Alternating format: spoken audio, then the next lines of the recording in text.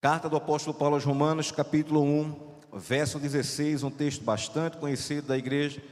Vamos ler apenas esse versículo, nesse capítulo 1 de Romanos, e ele vai nos guiar na reflexão que nós temos da parte do Senhor proposto para essa noite. Mais uma vez, Romanos, carta do apóstolo Paulo aos Romanos, capítulo 1, verso 16, diz assim a palavra do Senhor: Pois não me envergonho do Evangelho, porque é o poder de Deus para a salvação de todo aquele que crê, primeiro do judeu e também do grego.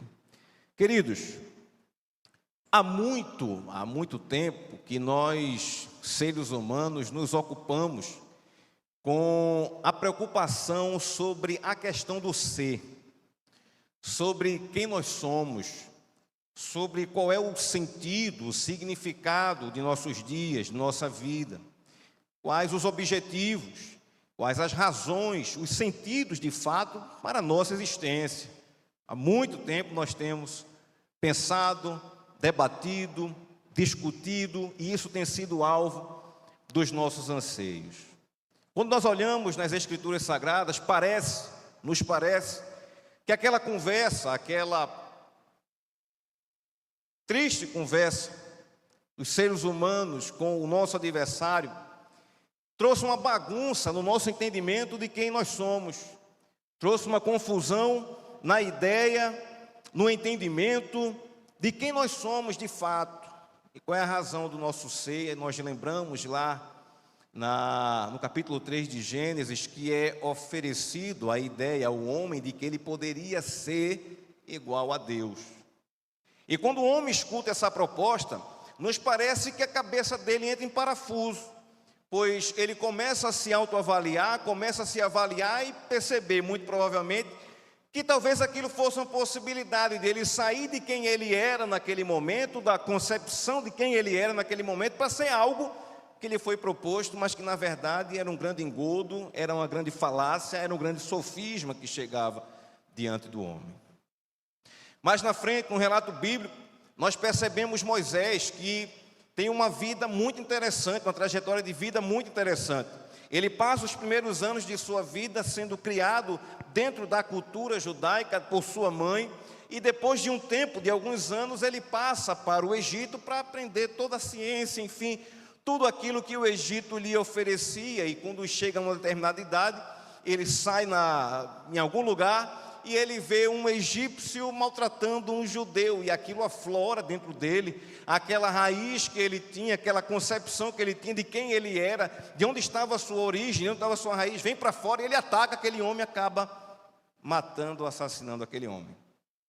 Os dias se passam e ele vê dois judeus agora, não mais um egípcio com um judeu, mas dois judeus discutindo. E ele chega para apartar naquela consciência de sua nação, de seu povo, e quando ele tenta intervir naquela situação, um deles diz: você quer me matar como fez com o egípcio ontem?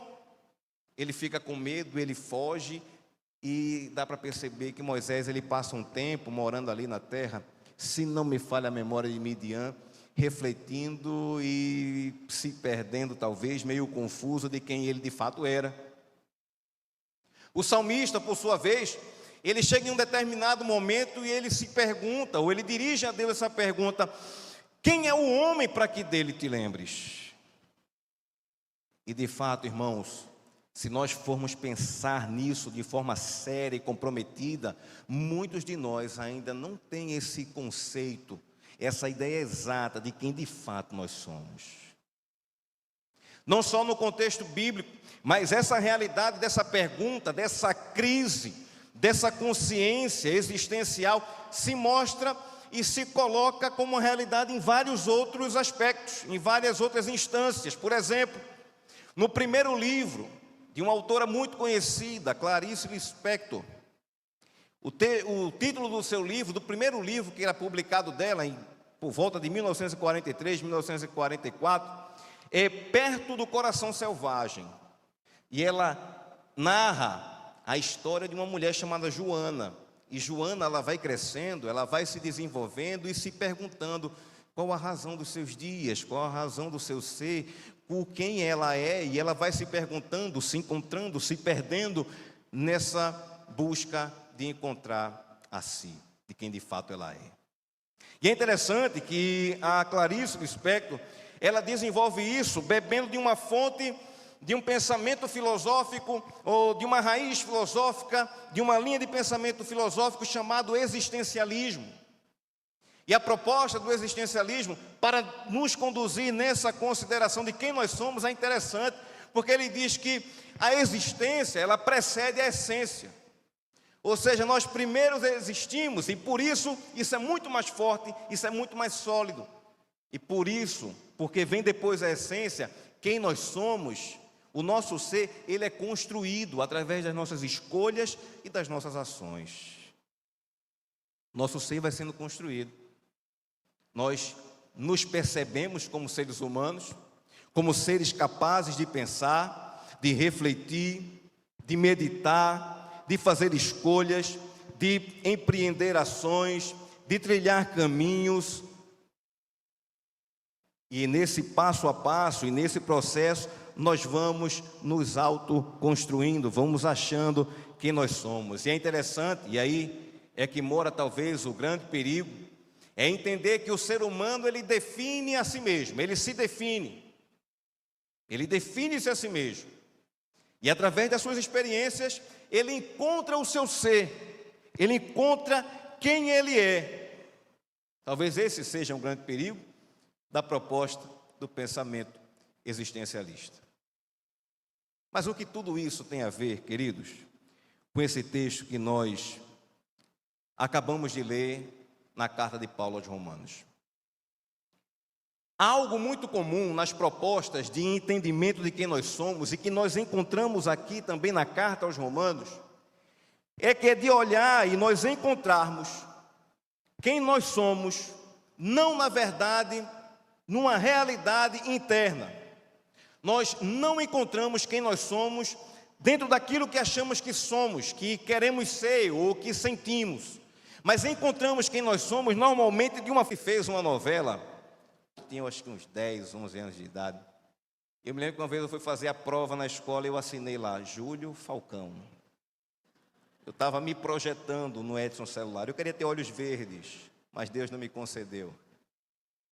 Nós adotamos muitas vezes referenciais para espelhar quem nós somos. Uma referência externa, algo que externo que vem construir algo dentro de nós. Às vezes não é uma referência, mas é uma tradição. Nos prendemos àquilo que nos foi passado, aquilo que nos foi legado, aquilo que foi depositado em nós, e entendemos que isso é o nosso ser, e se saímos disso, nós nos perdemos. Às vezes não é uma referência e nem é uma tradição, mas é uma ideia. É uma forma de pensar. É um conceito que vai dirigir as nossas vidas. Queridos, esta discussão, ela é muito oportuna na consideração do texto que nós acabamos de ler. Isso porque, escute, embora a carta aos Romanos, ela gire em torno da justificação pela fé, e esse texto que nós lemos, junto com o verso 17, apresenta o tema da carta aos Romanos, e ela gira em todos os seus capítulos em torno disso, da justificação pela fé. Justamente esse fato, ele traz a ideia, queridos, de que Paulo não só quer trabalhar um conceito, uma realidade de uma justificação que vem pela fé, mas trabalhar qual é a identidade, quem é esse ser justificado, como vamos ver pelo Evangelho. Em última instância, em última análise, nós podemos dizer, queridos, que Paulo, ele está querendo trabalhar em nós a ideia de quem nós somos, a partir do contexto de que somos justificados por Cristo.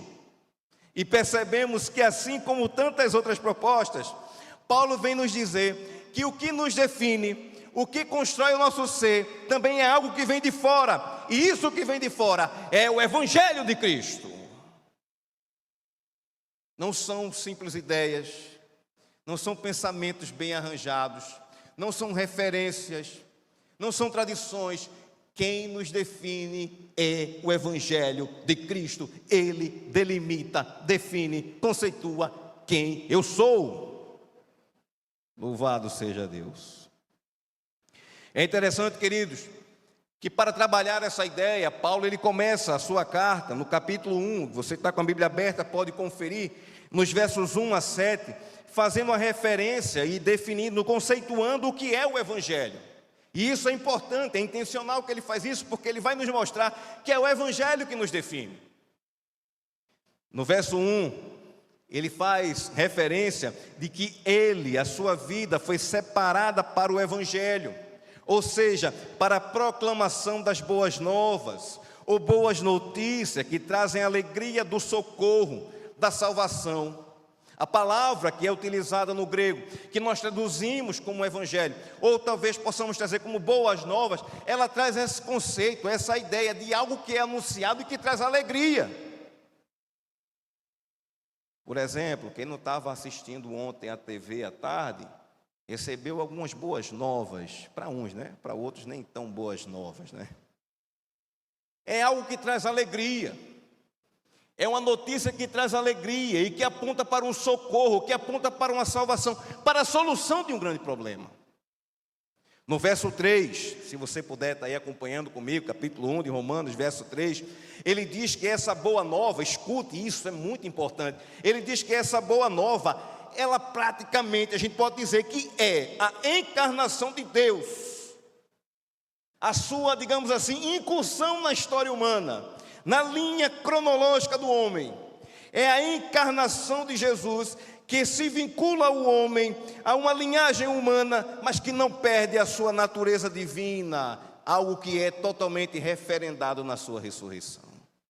Em outras palavras, não é exagero dizer que Paulo está nos informando que o Evangelho é Cristo, e viver do Evangelho é viver em Cristo. E ainda, nos versos 5 e 6, e de forma especial no final do verso 6, Paulo aponta para o entendimento de que é por meio de Jesus e, consequentemente, do Evangelho, da sua proclamação, que nós temos a nossa identidade forjada, é onde nós encontramos quem nós somos. Veja o que o verso 6 diz, verso 6, entre esses se encontram também vocês, os romanos, que foram chamados para pertencerem a Jesus Cristo. Louvado seja Deus. O Evangelho nos chama para ser posse dele, e se somos posse dele, recebemos dele a definição de quem exatamente nós somos. É em Cristo que nós nos encontramos. É em Cristo, Paulo deixa muito claro que nós encontramos quem nós somos. Perdemos isso lá no Éden, mas recebemos de volta quando nós encontramos, nos deparamos com o Evangelho, com o próprio Cristo em nossas vidas. Não é à toa, querido, que o texto sagrado diz que ele vem para salvar o perdido, porque sem Cristo, fora de Cristo, não somos o que somos. Não somos o que fomos feitos para ser. Quem está fora de Cristo está perdido no seu ser. É em Cristo que nós encontramos quem nós somos. Essa identidade, queridos, essa realidade do ser, da exata expressão do ser que Deus nos chamou para manifestar, efetivar, ela é trabalhada no restante da carta. Em todos os capítulos da carta nós vemos Paulo trabalhando isso, junto aos irmãos ali que se reuniam em Roma. Mas aqui no capítulo 1, nós encontramos, queridos, e ele faz questão de deixar claro, algumas marcas que estão presentes nessa identidade nos dada por Cristo. Essa identidade que é originária, essa identidade, digamos assim, que é real, original. Paulo fala, a partir de seu testemunho, de pelo menos 3 marcas impressas em nosso ser, em consequência da transformação operada pelo Evangelho em nossas vidas. Quando nós encontramos o Evangelho, quando nós encontramos Cristo, Ele nos faz voltar a ser o que nós fomos chamados e feitos para ser. E Paulo diz que esse que é alcançado pelo Evangelho, que é inundado pelo Evangelho, que é atingido, como diz uma canção, pelo Evangelho, ele apresenta pelo menos 3 marcas que fazem parte da sua identidade. A primeira marca, escute, a primeira marca dessa identidade que nós temos em Cristo, escute, é sentir-se devedor em anunciar o Evangelho a todos. Verso 14, vamos voltar um pouco. Nós vimos o 16, veja o que diz o verso 14. Pois sou devedor tanto a gregos como a bárbaros, tanto a sábios como a insensatos. A ideia aqui, queridos, que Paulo está trazendo, é que ele se vê como alguém que recebeu um encargo, que recebeu uma responsabilidade, e ele precisa tomar isso e não reter para si, mas passar essa realidade para outros, para algum lugar, para alguma referência. Ele recebe uma responsabilidade e tem a obrigação de atender a um dever. E nesse sentido, queridos, nós vemos que o Evangelho atua na vida de Paulo, drenando, sugando toda a sua indiferença à existência humana. Por trás de uma apatia, queridos, por trás de uma indiferença a anunciar o Evangelho, por trás de uma falta de consciência que somos devedores a esse mundo, da mensagem que liberta, que salva, que reconcilia com Deus, por trás de tudo isso, há uma verdadeira ranceníase espiritual em que nós não conseguimos sentir a dor da existência humana fora e distante de Cristo. Se nós não nos preocupamos em anunciar o Evangelho, se nós não temos essa preocupação de levar a palavra de reconciliação, somos insensíveis com esse mundo. E talvez esse seja o pior face da maldade humana, talvez seja a pior face da maldade humana. Paulo diz que ele se sente devedor. Ele quer dizer que é devedor a todo mundo. Ele diz devedor tanto a gregos como a bárbaros, tanto a sábios como a insensatos. Somos devedores do Evangelho ao mundo. O Evangelho atua na vida de Paulo, sugando a sua indiferença à existência humana, e lhe traz o prazeroso encargo de anunciar, de proclamar a todos a mensagem que salvou a sua vida e que salva a vida daquele que crê. Ele recebe o Evangelho com a responsabilidade de entregar, e aqui eu queria trazer uma figura para que a gente possa, digamos assim, trabalhar ainda melhor esse conceito, essa ideia, essa característica do nosso ser em Cristo. Os irmãos de direito me ajudem, mas tenham uma perspectiva, aí eu acho até que é crime, não sei se é código penal que eu diria, mas a realidade do depositário infiel. O depositário infiel é aquele que recebe algo.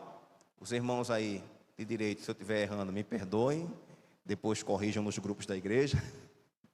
Ele recebe um bem, ele recebe um valor, ele recebe uma responsabilidade, e ele tem a responsabilidade de deixar aquilo intacto e devolver como ele recebeu. Nós não fazemos isso. Nós recebemos o Evangelho e espalhamos o Evangelho pelo mundo.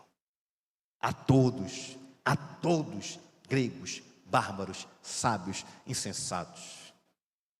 O Evangelho deve chegar, queridos, nos palácios, mas também deve chegar nas choupanas, nas casas de taipa, deve chegar no sertão, como deve chegar nas comunidades ribeirinhas, nos igarapés da Amazônia.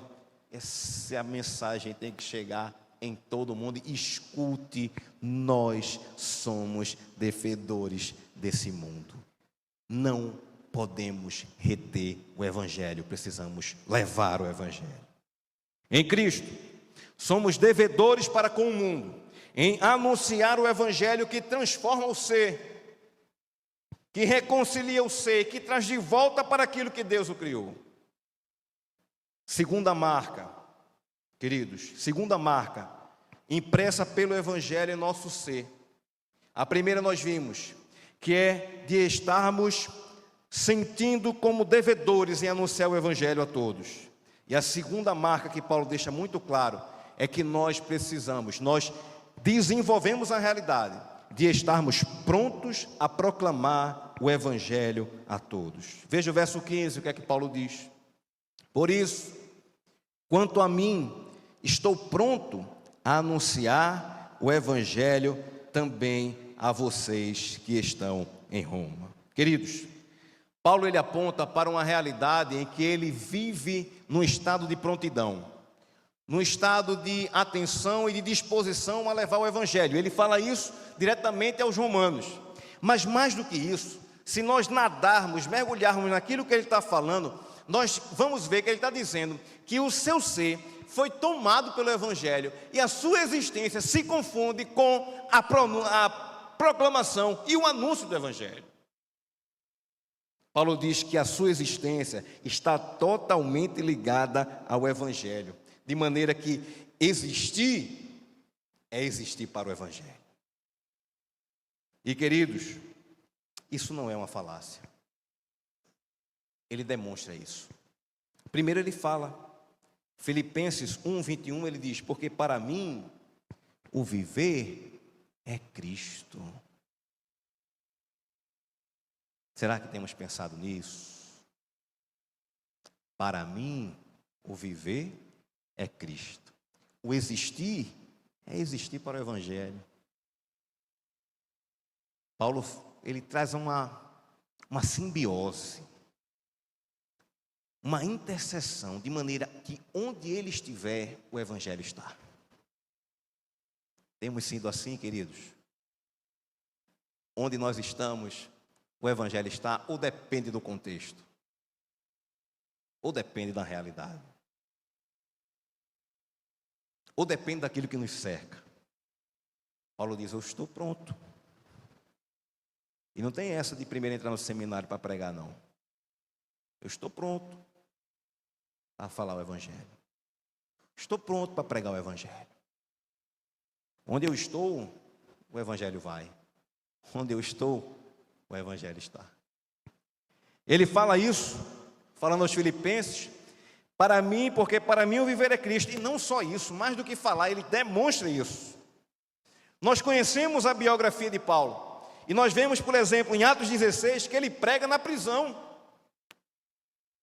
Ele e Silas, presos, louvando a Deus. As cadeias se abrem. E o resultado daquilo é uma família diante de Deus. Ele prega no naufrágio, Atos 27 e 28. Paulo usa aquele contexto ali e traz uma posição de um crente no meio da crise, e ele prega em meio àquela realidade.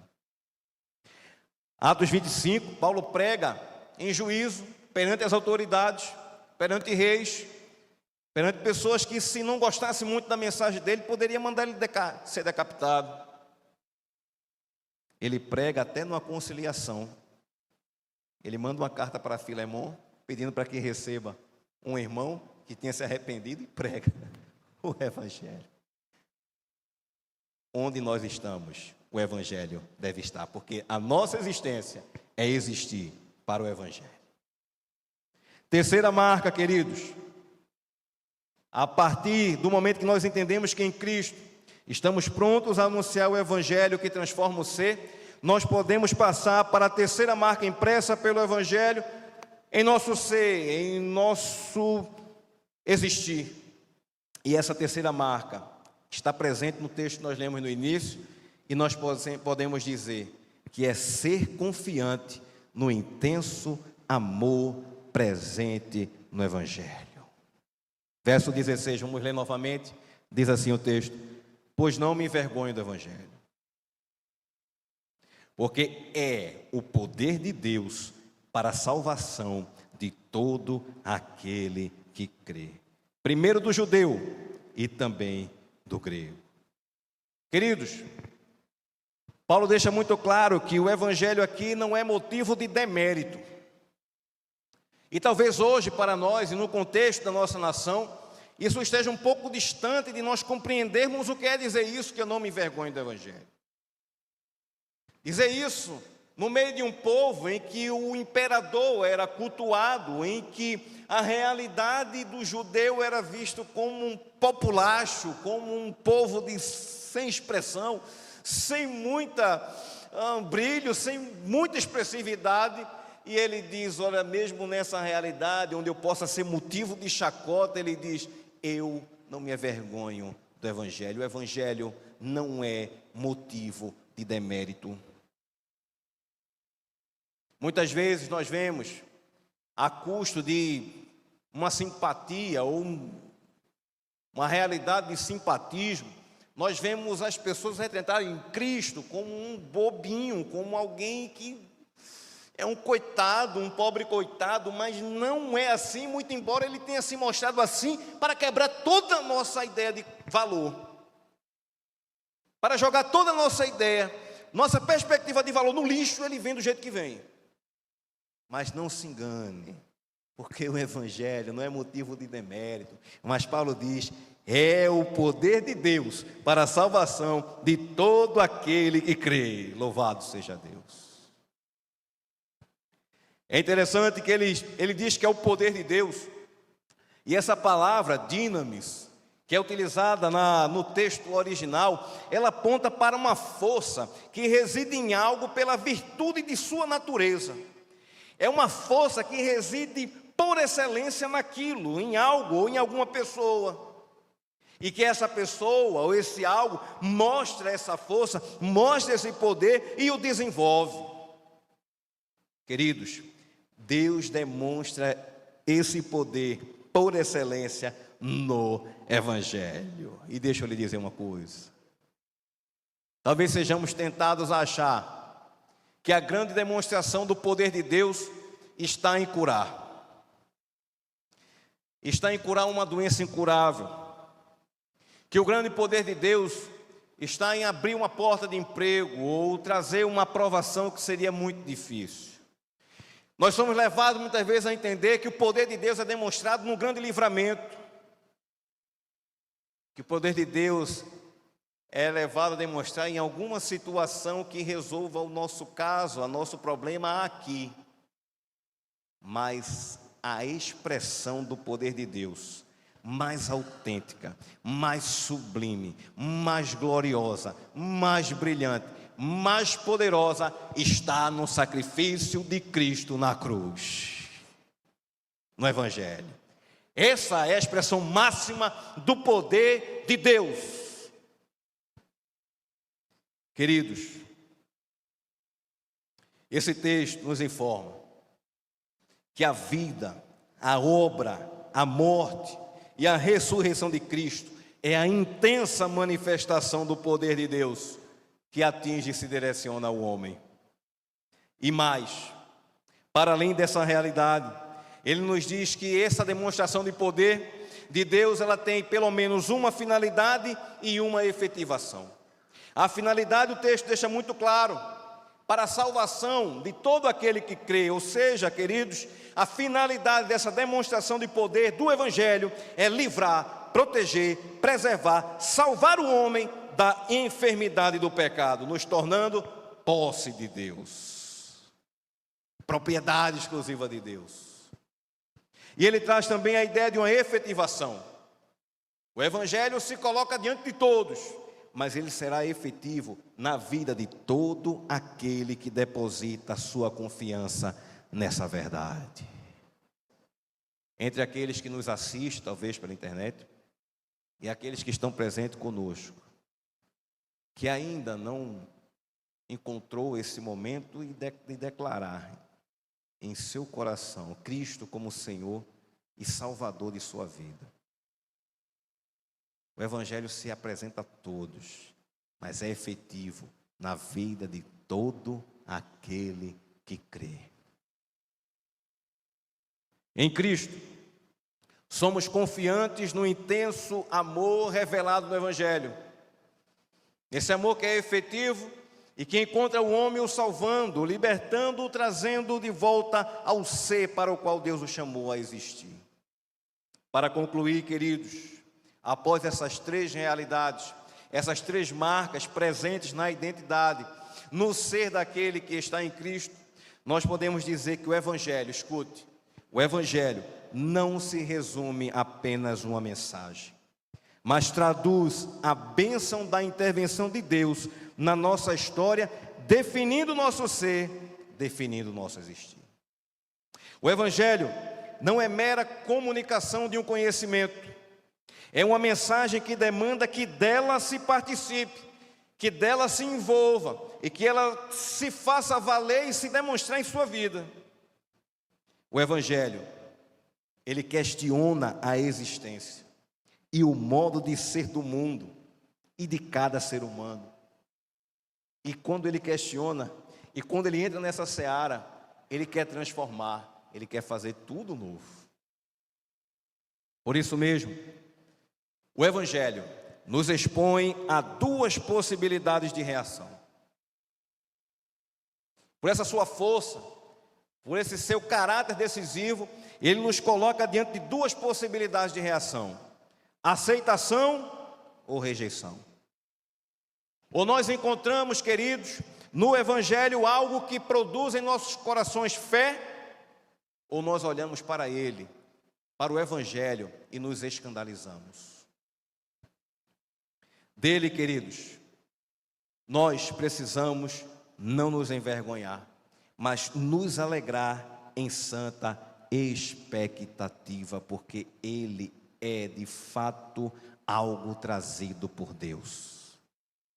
Falando aos Coríntios, no capítulo 2, verso 9, na primeira carta aos Coríntios, Paulo diz algo que é sensacional e que isso me marca. Particularmente, me permita compartilhar isso com os irmãos. Ele diz aos Coríntios, capítulo 2, verso 9, primeira carta, ele diz o seguinte: mas, como está escrito, nem olhos viram, nem ouvidos ouviram, nem jamais penetrou em coração humano, louvado seja Deus, o que Deus tem preparado para aqueles que o amam. Jesus Cristo, meus irmãos, Jesus Cristo, nosso Senhor, este é o Evangelho. E confiados nele, com fé nele, podemos dizer que no amor do Pai, vamos proclamar o Evangelho que transforma vidas. Que o Senhor nos conduza, queridos, nesse compromisso, nessa realidade. Que Ele abunde em nossos corações e que o Senhor nos abençoe em, de fato, no amor do Pai, proclamar o Evangelho que transforma as nossas vidas.